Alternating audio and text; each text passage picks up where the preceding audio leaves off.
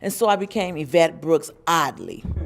But oddly enough to say, it became a blessing. It truly, truly did. Thank you, Mr. Mogul, for your introduction and inviting me here. First, I'd like to thank Judge Higgins for being the powerful, great, compassionate woman that she is, and for recommending me for this. I'll start with a little bit about me. I'm a 47-year-old mother of 7. I'm a grandmother of 5. I would like to let you know that addiction and prostitution has no respect of person. I'm a college-educated woman. I have a degree in culinary arts. I have also worked as a case manager for mentally and physically handicapped adults throughout the course of my life. I also need to let you know that I am an incest survivor. I have been diagnosed with mental illness. I have bipolar depression with PTSD. I am also a survivor of domestic violence. I have also lost custody of my children as a direct result of my addiction. As a direct result of my addiction, my career went from being a chef to prostitution. I started off using drugs at the age of 17. I started smoking cocaine. It used to be just to relax me. Then it became a primary focus of my daily life. When I became a parent, I was no longer able to take care of my children because my main focus was taking care of my habit. I forgot who I was. And long short of it, I forgot what my personal self-worth was in life. I accumulated numerous felony charges, started off with theft charges. I thought I could be a thief, going into the store stealing. Then I met some people that told me, you got something better you can do. You can prostitute. It's easy. You can do it, get away with it. So I tried it. Over the course of the years, I've been arrested so many times, I can't remember. I go to jail, as they stated, spend a weekend, a couple of hours in jail. I'm back on the streets doing it again. Until I got arrested, accumulated so many felonies, I was sent to the penitentiary. While in the penitentiary on a prostitution charge, it didn't treat the cause of why I was there. It only punished the symptom of why I was there. While I was there, I learned how to become a better prostitute.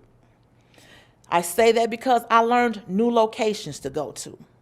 I learned new tricks to do. I learned new people to hang out with.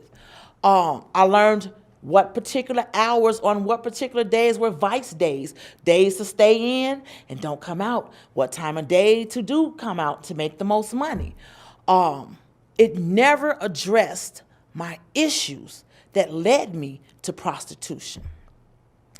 There was a time I went into treatment.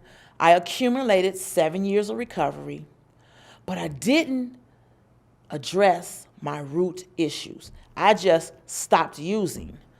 Then eventually I went back to using, which led me back to prostitution. In the year of 2011, I stopped using the drugs. In February the 1st of 2011 was my initial clean date. I didn't get high that day. The 31st of January was the last day I used. But I was still addicted to the lifestyle. I was addicted to the fact that I could go on the streets corners. I was addicted to the fact that I had these people that could call me on my phone. I could have sex with these men and make this money. For me, the prostitution became a symptom, a means of control for me, because I could control a lot of the situations that I got into, especially with men, because I had issues. No offense, gentlemen, but over the course of the things that happened to me created issues with me against men. It created issues where men took advantage of me growing up. So prostituting with men gave me the opportunity to take advantage of you, to control you in a sense. April the 8th, 2011, I was arrested and sent to Harrison and Kedzie Police Station, where I was sent to 26 in California. And they arraigned me and everything. Oh, you have a felony prostitution charge. I'm like, okay, I'm going back to the penitentiary. I went before the state's attorneys, and the state's attorney offered me off the back 18 months incarceration in IDOC. And I was like, oh my God, I can't do this again. So, unknowingly to me, while I'm sitting in 26 in California in the jail system, they put me on a unit where they had what was called the Wings Court, where you can become a part of this program, which directly dealt with issues of women in the sex trade. And I'm like, somebody told me that if I got involved in this court system, that I would not go to jail. So immediately, as Judge Higgins stated, we are some of the most cunning people. Ding, ding, ding, ding, ding, a get out of jail free card. Initially, that's how I looked at it. So I went through the process of getting into this program. I went to the groups and everything. They assigned me to Judge Higgins' court. When I walked in there, the state's attorney said, we're offering her 18 months incarceration. Judge Higgins took one look at me and she said, nah, I don't think so. Based upon her record, that's not going to help her. She says, I'm going to give you some treatment. I'm going to let you go back and think about it, what I'm going to offer you, and you come back and tell me if you're willing to accept it. So I went back to my unit, and I sat and I talked to other people about it, and I talked to them, and they were like, girl, yeah, go ahead and take that. You can get out of jail. You don't have to go to jail. You can just go to treatment and you can get away. I'm like, okay. So I went back and I accepted her offer. And this is the first time I've admitted this. I admitted this to Judge Higgins before I came up here.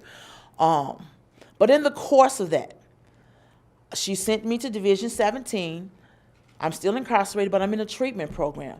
I became involved with other people.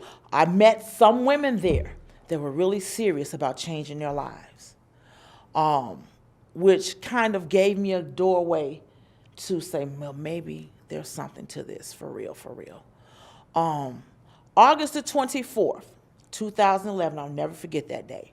That's the day interventions came and picked me up. Well, my task agent came and picked me up to escort me to interventions for inpatient treatment.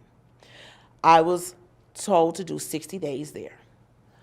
In the process, the first 30 days, going through this treatment program, and the people that I say now, God, working through Judge Higgins, put in line in my life, allowed me to be able to dig deep inside me and find the real me, to deal with those issues that caused me to be there in the first place.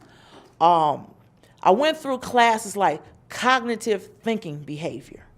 In these classes, I was taught to focus on the thoughts that I was having, why I was having them, and associate them with past events in my life, and to realize, is it because of something that's happening right now, or does this remind me of an event that happened in my past that triggered this feeling that I'm feeling right now?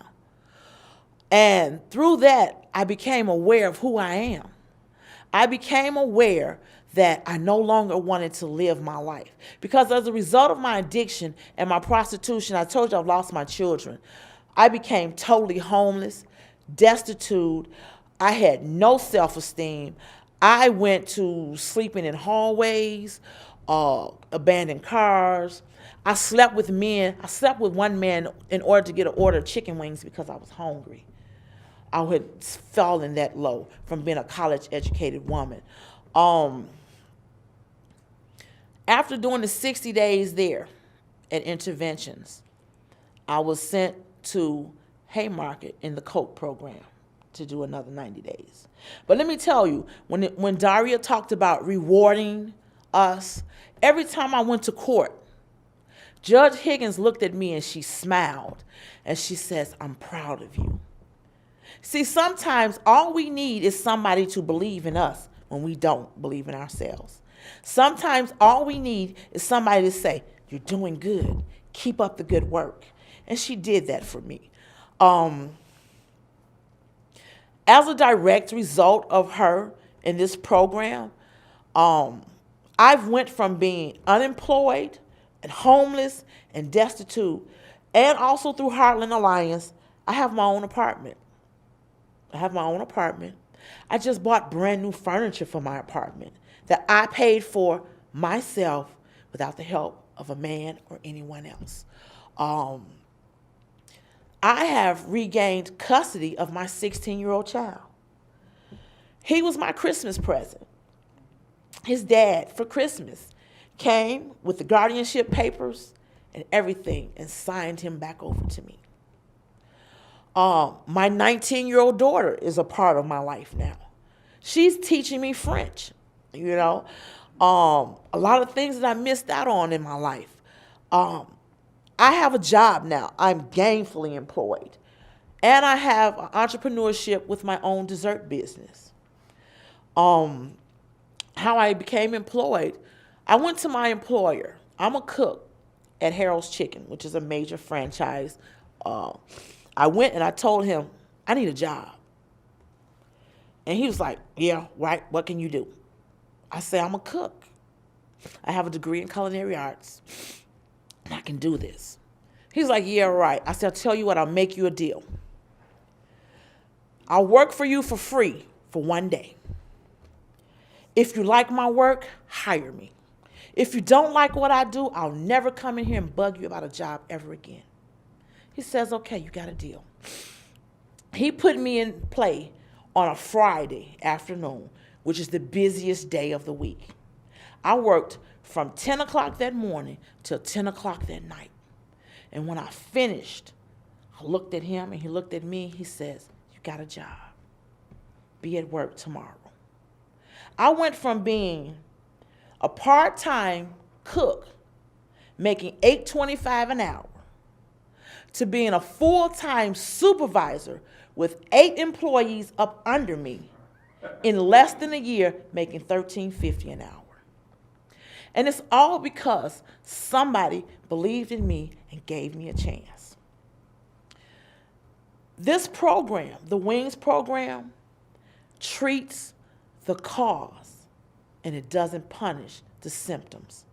Prostitution, jail, drug addiction are all symptoms of a cause that happened in our lives where somebody forgot about us, where somebody mistreated us, where somebody told us that we were no good and we internalized it.